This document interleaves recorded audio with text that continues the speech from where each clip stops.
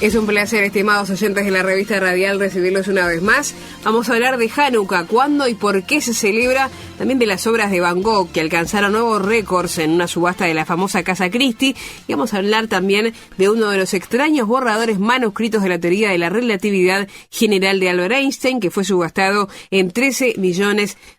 Saludo a quienes me acompañan en el día de hoy, Pastor Alberto Díaz. Bueno, es una bendición estar con ustedes, un placer. Lo mismo decimos, Alberto. Saludamos a Ian Eises. ¿Cómo estás, Ian? Bienvenido. Bien, gracias a Dios. ¿Cómo estás tú hoy? Muy bien. Contenta de estar con ustedes. Y también saludamos a Walter Arbildi. ¿Cómo estás, Walter? Bienvenido. Hola, Victoria. Contento de estar juntos una vez más. Saludamos en la operación técnica a Robert Brasil, también en redes sociales, a Rodrigo Rincón y quien les habla, Victoria Pereira. Vamos a hablar de Hanukkah, entonces, ¿por qué y cuándo se celebra esta festividad?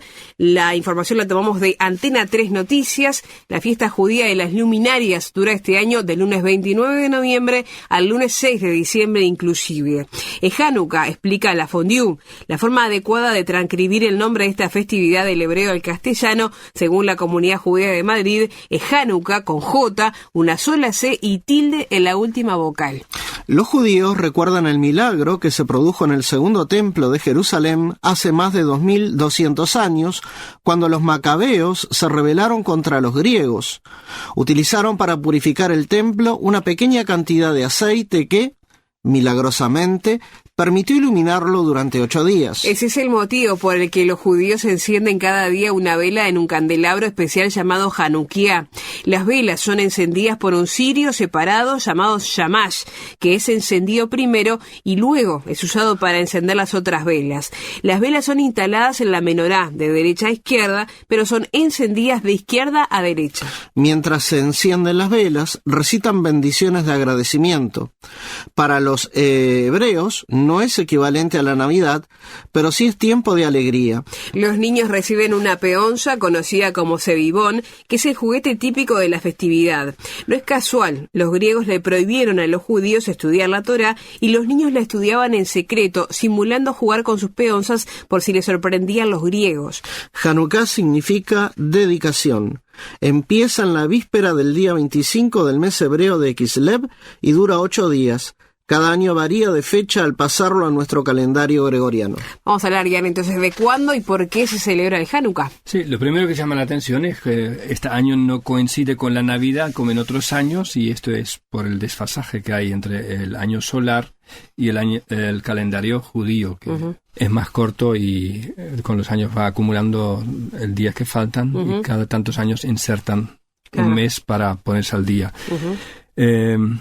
Esta fiesta tiene su origen en el tiempo de silencio que hay entre el Antiguo y el Nuevo Testamento. Termina el Antiguo Testamento con Malaquías, aunque en el canon judío termina con Segunda de Crónicas, con el decreto de César de que el pueblo judío pueda volver a su tierra después del exilio en Babilonia. Y ahí dicen los sabios judíos que hay un silencio de parte de Dios después de Malaquías. 400 años, y ahí viene la voz de Dios a través del ángel que habla a Zacarías, anunciando el nacimiento de Juan el Bautista, luego la aparición a María, anunciando el nacimiento del Señor Jesús. Eso es lo que nosotros reconocemos como el Nuevo Testamento, pero para el pueblo judío la Biblia terminó con Segunda de Crónicas.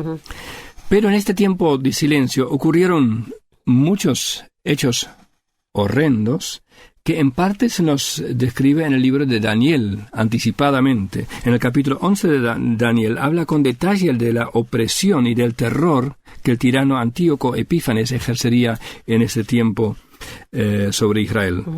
Y él lo dijo más de 370 años antes de que sucediera. Leemos en el versículo 31 de Daniel 11: se levantarán de su parte tropas que profanarán el santuario y la fortaleza y quitarán el continuo sacrificio y pondrán la abominación desoladora.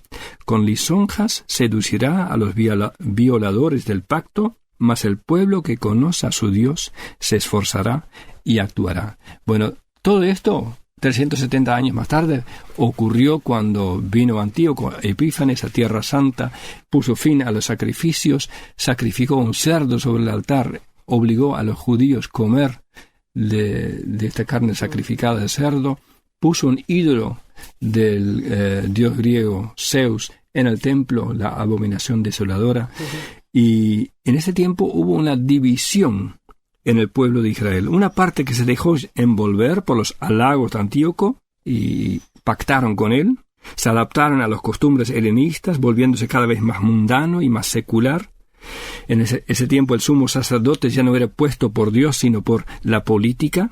Y por otro lado, había gente que conocía a Dios y actuó en contra del helenismo y en contra de su dictador. Y estos últimos fueron los macabeos, los que nosotros hoy conocemos como los macabeos, liderados por los 5 hijos del sumo sacerdote Matityahu. Ellos supieron librarse del yugo de Antíoco, y uno de estos 5 hijos se llamaba Yehuda, o Judas en español, y tenía por sobrenombre Hamacabi, el martillo. Y ese sobrenombre después se pasó a toda su familia y a todos sus seguidores, los macabeos. Y hoy hay grupos deportivos que se llaman Maccabi, en honor a ellos. Cuando los griegos, bajo Antíoco, entraron en el templo en Jerusalén, habían profanado todos los aceites que había en el santuario. Y cuando los macabeos lograron por fin vencerlos y purificar el templo, ellos buscaron aceite para encender la menorá y encontraron una única vasija de aceite con el sello del sumo sacerdote todavía intacto. Y este aceite era justo suficiente para encender el candelabro, el menorá, o la menorá, por un solo día. Y ocurrió un milagro. Encendieron el candelabro y duró 8 días. Y por eso, en la fiesta de Hanukkah, todos los años encienden 8 velas en honor a esta fiesta. Dicho sea de paso, la Hanukkah, el candelero tiene 8 brazos y un sirviente que está adelante. Por eso muchas veces contamos 9, claro, pero son 8 más 1 para encender. Hanukkah significa dedicación y empieza en la víspera del día 25 del mes hebreo de Kislev y dura 8 días y por lo general coincide con el comienzo del invierno en el hemisferio norte. Así también leemos en la Biblia, en el Evangelio de Juan, celebrábase en Jerusalén la fiesta de la dedicación. Era invierno y Jesús andaba en el templo por el pórtico de Salomón. Es interesante que la única referencia en la Biblia a Hanukkah está en el Nuevo Testamento, en Juan capítulo 10. Leemos que Jesús en esta fiesta discuta con los líderes religiosos que, siendo herederos de los triunfos de los macabeos, no habían seguido en el espíritu de los macabeos. Nuevamente el poder religioso se había aliado con el poder político y ahora eran los romanos y sus vasallos que decidían quién podía ser sumo sacerdote. Y el lugar de sumo sacerdote era un puesto que muchas veces se vendía al mejor postor. Y la ironía es que celebraban la liberación de la tiranía de un poder extranjero, estando sujetos a otro poder extranjero, el Imperio Romano en ese caso. Y la libertad de esta tiranía estaba en el Rey prometido, Jesucristo, pero los líderes rechazaron a Jesús por el pacto que habían hecho con César. Luego, cuando Pilato intentó librar al rey de los judíos, al Señor Jesús, gritaron: «No tenemos rey, sino a César». Esos líderes religiosos rodearon a Jesús y le dijeron: «¿Hasta cuándo vas a tenernos en suspenso? Si tú eres el Cristo, dínoslo con franqueza». En realidad no querían saber si era el Mesías o no, sino ellos querían que él lo dijera, para que pudieran denunciarlo ante las autoridades y de esta forma deshacerse, porque si alguien se declara rey, siendo el César el emperador, no va. Jesús le respondió: «Os lo he dicho y no creéis. Las obras que yo hago en nombre de mi Padre, ellas dan testimonio de mí, pero vosotros no creéis, porque no sois de mis ovejas, como os he dicho. Mis ovejas oyen mi voz, y yo las conozco, y me siguen, y yo les doy vida eterna, y no perecerán jamás». El testimonio de Jesús era tan contundente. ¿Quién habló como él? ¿Quién vivió como él? ¿Quién hizo los milagros que él hacía? El peso de la prueba no recaía sobre Jesús, sino sobre los religiosos. La pregunta no era ¿qué argumento nos das tú para que te creamos?, sino ¿qué argumento válido tienen ustedes todavía para no creer? Él era el buen pastor prometido por Dios en el libro de Ezequiel, diciendo: «He aquí yo mismo iré a buscar mis ovejas, y las reconoceré». Acá estaba el Mesías prometido, el enviado de Dios, y dice: ¿quieres venir en pos de mí? ¿Quieres creerme? Hoy la pregunta es la misma. ¿Tú quieres creer en Jesús? ¿Qué argumento tienes para no creer? Él dice: mis ovejas oyen mi voz, y yo las conozco, y me siguen, y yo les doy vida eterna, y no perecerán jamás. Si crees en Él, se encenderá una luz en tu vida que jamás se apagará. Y ahí sí podrás festejar Hanukkah todo el año. Y para hoy y estos días, deseo a todos Hanukkah Sameach. Feliz Hanukkah. Hanukkah Sameach. Hanukkah Sameach.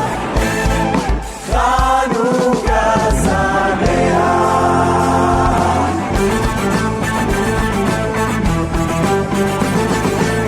Seguimos adelante en la revista Radial. Vamos a hablar de las obras de Van Gogh que alcanzaron récords en estas últimas semanas.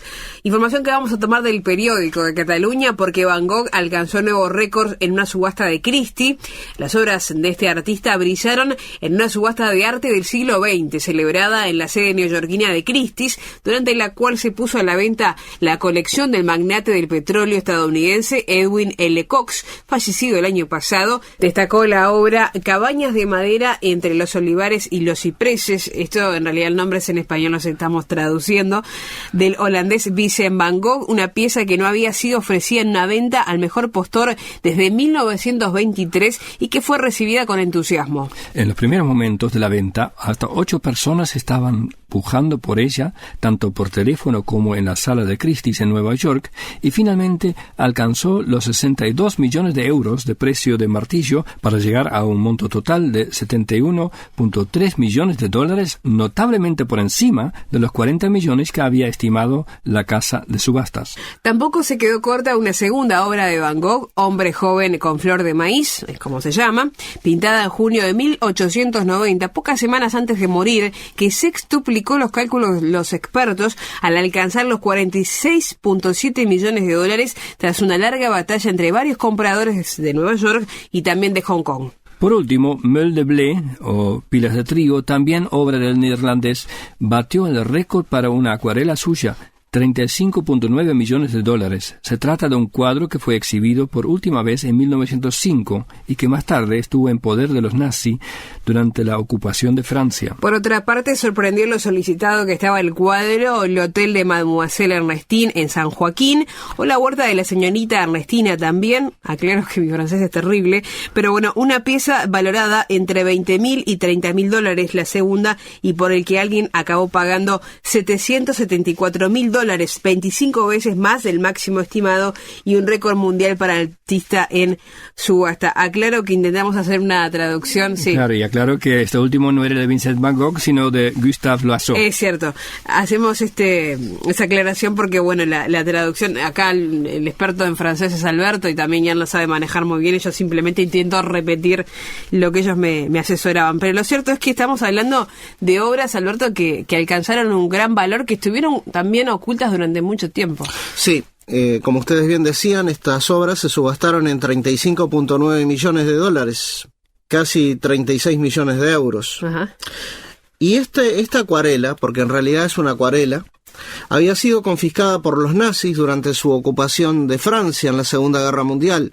Es una obra que data de 1888 y se expuso por última vez en el año 1905. Y para nuestra audiencia, que debe estar interesada, ¿qué muestra esta pintura? Porque estamos hablando de una pintura y la gente quiere saber, ¿y qué es lo que está representado allí? Bueno, representa un pajar en Arles. Arles es una ciudad donde vivió Van Gogh más de un año, y lo diferente, lo que tiene de especial esta obra, es que las obras más conocidas de este autor fueron pintadas con óleos, pero este cuadro en particular fue ejecutado con acuarela, plumas y tinta sobre el papel. Y hay unos datos curiosos. Al morir Vincent a los 37 años, este cuadro pasó a ser propiedad de su hermano, Theo. Van Gogh. Luego pasa por varios propietarios, y cuando se llega a la época de la Segunda Guerra Mundial, los alemanes tenían la costumbre, el pueblo invasor de Francia, de hacer remates. Uh-huh. Y el propietario de esta obra pudo escapar de la Francia ocupada vendiendo este cuadro y otras obras de arte que él tenía a un precio, por supuesto, irrisorio, pero que a él le sirvieron para poder huir. Eso es lo anecdótico de esta historia. Este cuadro después desaparece por décadas y hasta 1970 permaneció en manos privadas. Luego Christie lo adquiere mediante un acuerdo con el coleccionista y los herederos propietarios originales, entre quienes está la familia Rothschilds. Ahora, pensemos, ¿cuántos años esta obra solo fue contemplada por el que la poseía? Uh-huh. Muchas décadas. Y yo me preguntaba, y le pregunto a la audiencia, ¿podremos escondernos ante Dios? En el libro de Hebreos capítulo 4, versículo 13 dice, todas las cosas están abiertas y desnudas ante los ojos de aquel a quien tenemos que dar cuenta. En el libro de los Salmos, en el Salmo 139 específicamente, versículo 7 al 14, el salmista escribió, ¿a dónde huiré de tu presencia? Si subiera a los cielos, allí estás tú. Y si descendiera a los abismos, también tu presencia está allí. Lo mismo es la luz para ti que las tinieblas. Dios es omnisciente, todo lo sabe. ¿Cuántas veces estamos recordando este texto de Daniel capítulo 2, versículo 22, que nos recuerda que no hay cosa oculta, no hay cosa escondida ante los ojos de Dios? Pero volvamos a Hebreos capítulo 4, versículo 13 en esta mañana, donde la palabra de Dios dice, todas las cosas están abiertas y desnudas ante los ojos de Dios. ¿Podremos pecar y salir impunes? No podemos esconder el pecado y salir impunes, no se puede. Sí se puede confesar el pecado y abandonarlo. Dice la palabra de Dios en el libro de Proverbios capítulo 28, versículo 13, el que encubre su pecado no prosperará, mas el que lo confiese y se aparta alcanzará misericordia. No importa qué derrotero tú sigas, recuerda que al final del camino, dice Amós capítulo 4, versículo 12, está Dios. Por tanto, de esta manera te haré a ti, oh Israel. ¿Y por qué te he de hacer esto? Prepárate para venir al encuentro de tu Dios, oh Israel. ¿Tienes tú tus pecados confesados y bajo la sangre de Jesucristo? Dice la palabra de Dios en 1 de Juan 1:7, si andamos en luz como Él está en luz, tenemos comunión unos con otros, y la sangre de Jesucristo, su Hijo, nos limpia de todo pecado. ¿Qué vas a hacer? Recuerda, Dios es testigo de todos tus pecados, y a Él no le puedes engañar. Ven a Él, confiesa tus pecados, y alcanza el perdón. Comuníquese a través de nuestro WhatsApp 00598 99 000 540. Seguimos adelante en la revista Radial. Vamos a hablar de esta subasta que tuvo que ver con un raro manuscrito de Albert Einstein a precio récord. Información que tomamos de Deutsche Welle, porque uno de los extraños borradores manuscritos de la teoría de la relatividad general de Albert Einstein fue subastado el pasado martes 23 de noviembre en 11.6 millones de euros, unos 13 millones de dólares en París, en Francia. El documento que fue subastado durante esa jornada a precio récord estaba inicialmente evaluado entre 2 y 3 millones de euros. El documento de 54 páginas fue redactado entre 1913 y 1914 en Zúrich, Suiza, por el famoso físico alemán y su colaborador y confidente Michel Besso. Es gracias a este ingeniero suizo, explicó Christie, que el manuscrito ha llegado casi milagrosamente hasta nosotros. Einstein probablemente no se habría preocupado de conservar lo que podía parecerle como un documento de trabajo. A principios de 1913, tanto Einstein como Besso empezaron a trabajar en uno de los problemas con lo que la comunidad científica llevaba décadas chocando: la anomalía de la órbita del planeta Mercurio. Recordó Christie, ambos científicos resolvieron ese enigma, pero no lo hicieron en los cálculos de ese manuscrito, que incluye varios errores que pasaron desapercibidos. Cuando Einstein los detectó, dejó de preocuparse por el manuscrito que quedó en manos de Michel Besso. Los manuscritos científicos de Einstein de ese periodo y más generalmente de antes de 1919 son extremadamente raros, destacó la Casa de Remates. Como uno de los dos únicos manuscritos de trabajo que se conservan y que documentan la génesis de la teoría de la relatividad general, es un registro extraordinario del trabajo de Einstein y proporciona una fascinante visión de la mente del mayor científico del siglo XX, agregó. El otro documento conocido de ese periodo crucial en la investigación del físico llamado Cuaderno de Zúrich, finales de 1912, principio de 1913, se encuentra en los archivos de Einstein de la Universidad Hebraica de Jerusalén. Muy bien, Walter, no solo las obras de Van Gogh, como recién hablábamos, tienen un valor histórico, sino también un valor récord los de los manuscritos raros, en este caso, según lo han destacado, de Albert Einstein. Difícil de imaginar esa cantidad de dinero, ¿verdad? Victoria, ¿tú lo tienes acaso debajo del colchón o escondido en algún lugar de tu ropero? Una parte la tendría sin dudas en el banco y tal vez otra parte, no sé si guardada debajo del colchón, pero por ahí para tenerla en casa por las dudas. Puede ser que sí. Yo pensaba si los demás lo pueden tener en el bolsillo o en la cartera de la dama, ¿verdad? Un documento de 54 páginas, rematado en 11.6 millones de euros. Yo saqué la cuenta y más o menos unos $240.740 por página. Antes que nada tengo que pedir perdón por mi ignorancia. Me es difícil entender cómo 54 páginas de un borrador pueden adquirir ese valor millonario, ¿no? Estratosférico. Lo que no pude encontrar es por qué se le asigna tanto valor a un borrador, ya que contiene los errores, los cuales después Albert los corrigió más adelante. También me gustaría que pensáramos acerca de la Biblia. La Biblia de Gutenberg es el libro más caro del mundo y anda en los 65 millones de euros. Es decir, que cada una de sus páginas, de las 1.300 que tiene, puede valer unos 50.000 euros, ¿no? A mí me cuesta pensar en esas cifras, ¿no? El 23 de febrero de 1455, Johannes Gutenberg imprime la primer Biblia en una imprenta de partes móviles, un tiraje de unas 180 Biblias en total, no en un solo día, sino en el proceso del tiempo, pero comenzó esa fecha, ¿verdad? La Biblia de Gutenberg, también conocida como la Biblia de 42 líneas o la Biblia Mazarina, es una edición de la Vúlgata, impresa en Magnusia, Alemania. Es obvio que al ser pocos o escasos los libros que se conservan es que lo que asigna un valor, al igual que a este borrador.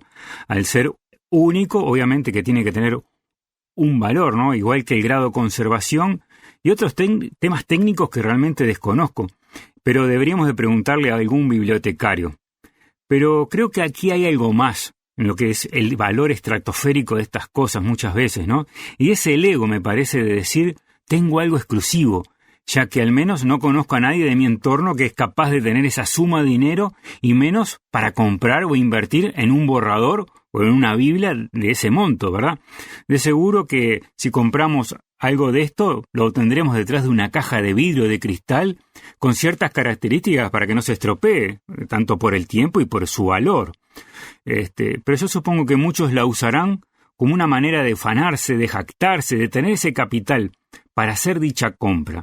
También pienso si la humanidad le da la importancia que tiene, por ejemplo, la Biblia. Y es evidente que son muy pocos que siendo no creyentes le dan importancia. Incluso la gran mayoría se burlan de la misma y la desprecian por decir que es antigua y fuera de moda. Lo que no saben, por desgracia, es que la Biblia no es antigua, es eterna. Y eso lo podemos pensar viendo el pasaje de Juan, capítulo 6, versículo 68, en versión Dios ha hablado, y que dice, Simón Pedro le contestó el Señor, ¿a quién podemos ir? Tus palabras son palabras de vida eterna, nos habla de eternidad.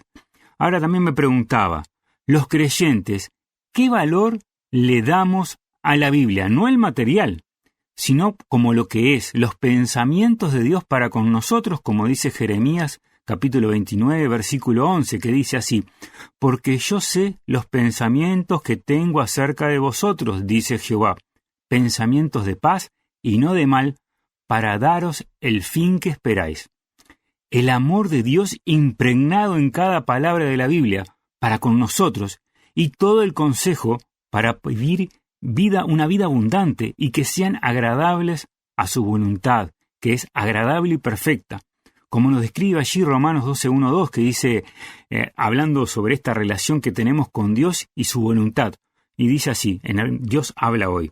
Por tanto, hermanos míos, les ruego por la misericordia de Dios que se presenten ustedes mismos como ofrenda viva, santa y agradable a Dios. Este es el verdadero culto que deben ofrecer. No vivan ya según los criterios del tiempo presente. Al contrario, cambien su manera de pensar para que así cambie su manera de vivir y lleguen a conocer la voluntad de Dios, es decir, lo que es bueno, lo que le es grato y lo que es perfecto. La forma de saber cuánto valoramos la Biblia, la palabra de Dios, lo voy a resumir en esta pequeña frase. Es directamente proporcional a la que le obedecemos, y cada uno sabe si estamos obedeciendo cabalmente a la palabra de Dios. Y miremos lo que dice Juan, el Evangelio de Juan 14:23, que dice así: el que me ama hace caso u obedece mi palabra, y mi Padre lo amará, y mi Padre y yo vendremos a vivir con él. Más claro no podemos ser. Es directamente proporcional a lo que le obedecemos. Si nosotros no obedecemos lo que nos dice la Biblia, entonces no habla muy bien de nosotros acerca del valor que le damos a la Biblia. Y el verdadero valor que Dios quiere que le demos no es el monetario, sino el obedecer todo el consejo de Dios. ¿Pero para qué? ¿Por decir, para jactarnos de que hacemos la voluntad de Dios? No, para que nos vaya bien y para parecernos más y más a su persona, a su persona y a la persona del Señor Jesucristo, su Hijo. Mientras aprendemos a obedecer en cada área de nuestra vida la palabra de Dios, la Biblia, la palabra eterna, pensemos que lo mejor está por venir. Estamos llegando al final de este programa. Yo le quiero agradecer a Alberto, a Ian y a Walter por los comentarios y reflexiones en este programa, a todos ustedes por la sintonía e invitarlos a comunicarse con nosotros. Lo pueden hacer por WhatsApp al 00-598-99000540. Reitero, 00-598-99000540. Si están dentro de Uruguay, lo hacen directamente al 099-000-540. Pueden buscar en Facebook, allí en el buscador ponen @llamadaweb.org y nos identifican como Llamada Medianoche Uruguay con el logotipo en verde. Nos pueden escribir a revistaradial@llamadaweb.org o visitarnos en la página www.llamadaweb.org. Será hasta un próximo programa, amigos. Que pasen muy bien.